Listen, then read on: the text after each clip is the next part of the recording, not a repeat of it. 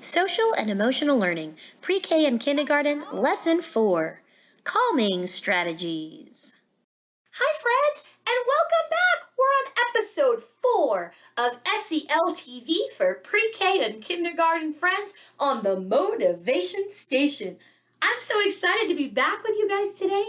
Last time we met, we talked about self-talk, and I hope you've been working on catching that self-talk and replacing it and having kind thoughts to yourself. My name's Christina.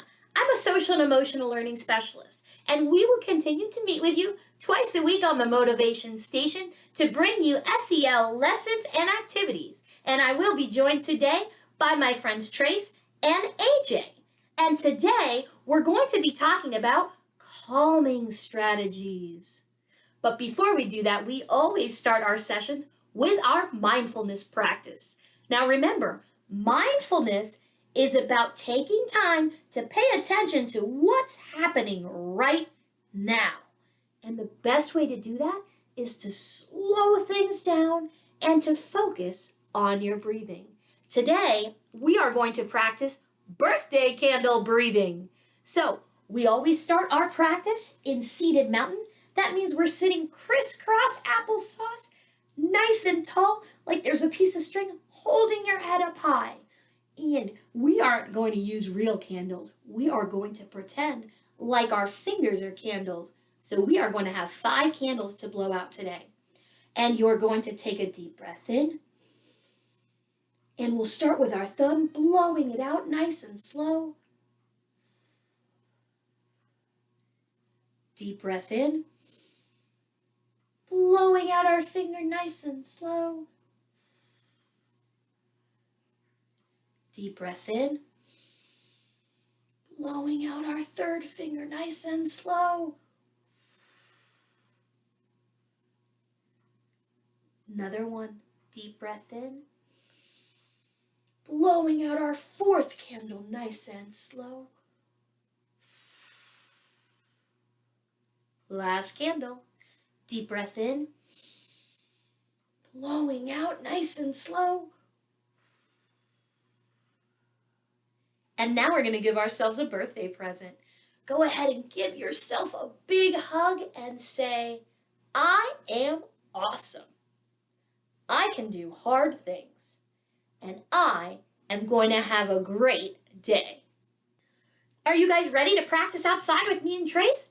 Let's go! And we are going to do birthday candle breathing. So let's go ahead and get our 5 birthday candles out using our hand. Trace, you got your 5? Okay. And we are going to start by blowing out our thumb. Deep breath in. Slowly blow that thumb out. Deep breath in. Blowing out. Deep breath in. Slowly blowing out. Deep breath in. Slowly blowing out. Deep breath in. Slowly blowing out. And now, our birthday present to ourselves. Give yourself a big hug. Yeah. Say, I am awesome. I awesome. I can do hard things. I can do coffee. And I'm going to have a great day. I'm going to have a good day. Good job. So I told you guys today we were going to talk about calming strategies. But first, let's talk about calm.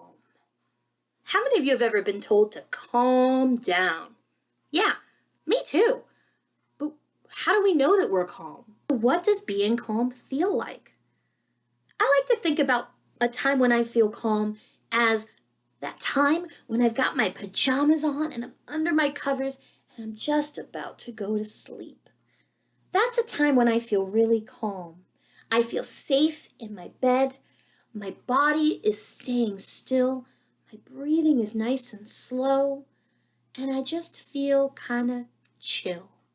When I think about feeling calm, I think about kind of just chilling out. So why is it important to feel calm? Well, when you're feeling calm, that means your body is slowed down and you're actually better able to make good decisions when you're feeling calm. If you're not feeling calm and things are moving really quickly in your body and your brain, you can sometimes feel overwhelmed, and it makes it really hard to make good choices. So when we talk about calming strategies, all strategies mean is I'm going to talk about some ways to figure out how to get calm when you need to. The thing about these calming strategies is you have to know when is the best time to use them. And the only person who can figure that out is you. You have to pay attention to how you're feeling. When you're deciding if you should use a calming strategy, I like to think of a stoplight.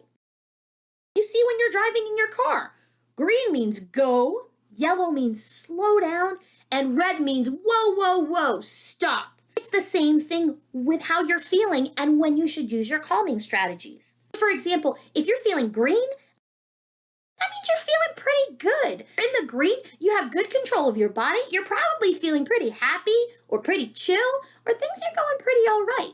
Now, you might still use a calming strategy if you're in the green. Maybe if you think something's going to happen that day that might be challenging. For example, I sometimes get a little nervous if I have to go to the dentist. And so if I wake up this morning and I know that I have to go to the dentist, I might start my day with a calming strategy to set me up to have a better day. Kind of like we always do our mindfulness practices before we go into our sessions. So let's talk about if you're in the yellow. What does that look like? Well, if you're in the yellow, you might be feeling a little agitated, a little irritated, like something's just not right, or something's bothering you. That might put you in the yellow.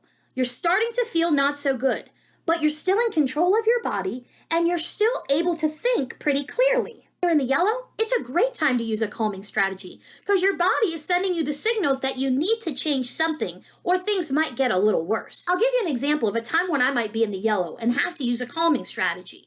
Let's say that I'm working on a really hard math problem. I just can't seem to get it right. And I can tell that I'm getting really frustrated because I feel my body getting hot and my hands are getting kind of sweaty. And I notice that my heart's beating faster. Well, I know my body, and I know that that's a sign that I'm starting to get upset. So that would be a really good time for me to try one of my calming strategies so that I don't get even more frustrated and upset. Let's check out some calming strategies you can use when you're in the yellow. Get moving. Movement is really good for your brain and your body. I like to take my dogs for a walk. Another great calming strategy is hugging a stuffed animal.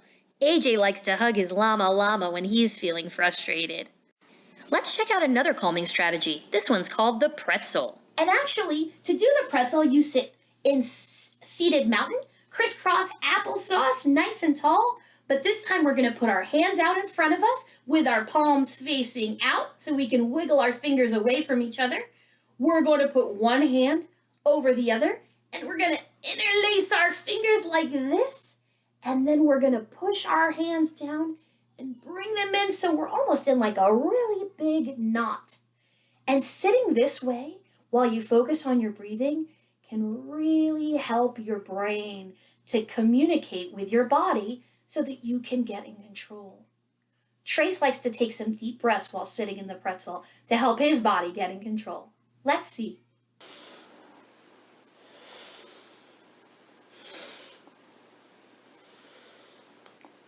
How do you feel after you do that?